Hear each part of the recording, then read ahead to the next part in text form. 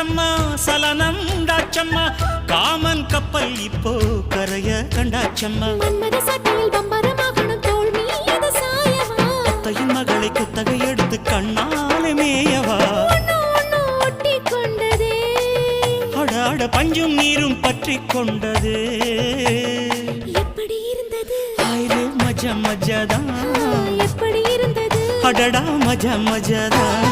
முதலில் என்னை தொட்ட போது எப்படி இருந்தது அப்பப்பா மஜா மஜாதான் முதல் முத்தம் தந்த போது எப்படி இருந்தது அடடா மஜா மஜாதான் இடது கண்ணு துடிக்க நீ இடைய பார்த்த போது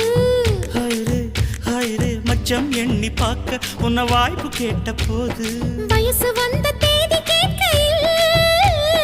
எப்படி இருந்தது அடடா மஜா மஜாதான்